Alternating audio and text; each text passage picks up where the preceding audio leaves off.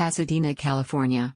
The childhood home of Eddie Van Halen and a sidewalk outside a nearby liquor store have been turned into memorials to the legendary rock guitarist in his adopted hometown near Los Angeles. The shrines began popping up shortly after Van Halen's death from cancer at age 65 earlier in the week.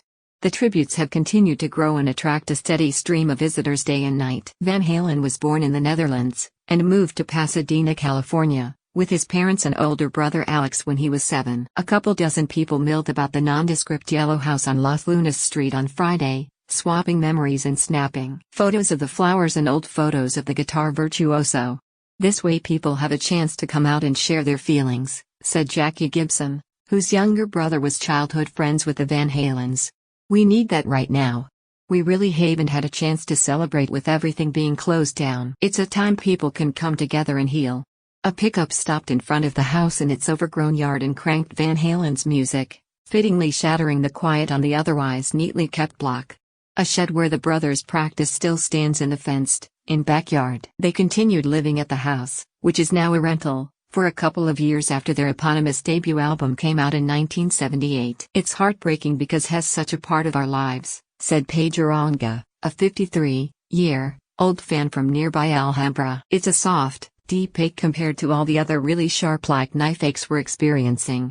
A couple blocks away, Salvador Franco was compelled to stop outside the liquor store and view the display of a guitar, photos, candles, beer cans and pack of cigarettes. Local legend has it that Eddie and Alex wrote the family name in wet cement on the curb, which is still visible. In 1968, Franco and the Van Halens delivered the Pasadena Star news on different routes. He recalled Eddie tossing papers from his Stingray bike with banana-shaped handlebars. He worked hard because he had to buy his drum set, Franco said. He was always smiling, that's what I remember. Friendly, sociable, he'd walk by and say, "How you doing?" Franco, in a Van Halen T-shirt, said he went to Pasadena High and what was then called Pasadena Community College with the brothers. He attended some of their earliest performances in local backyards and at the Pasadena Civic Auditorium. The Van Halens formed their first band, the Broken Combs, at Hamilton Elementary and played at lunchtime. Eddie remembered his early days there as being absolutely frightening. Since we couldn't speak the language, we were considered a minority, Van Halen said in a 2017 interview at the Smithsonian's National Museum of American History. My first friends in America were black. The white people that were the bullies, they would tear up my homework papers. The black kids stuck up for me. Gibson said her younger brother, Jack, had his own band at the same time the Van Halens were in a band called Mammoth. Jack asked them to play at his backyard party. It was $2 for a kegger for Van Halen, she said, laughing. There were over 1,000 people there.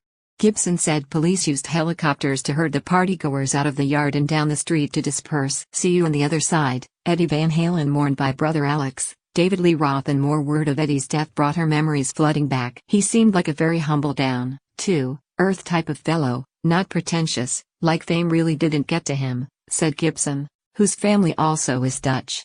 He still had that feeling in his soul of being down to earth. Dutch people are like that. The first rock album Oronga purchased was Van Halen 2 in 1979 and she quickly memorized all the words. It's just painful when you're left here and all your idols are gone, all your heroes, she said. He was a hero. Eddie Van Halen, legendary guitarist, dies of cancer at 65.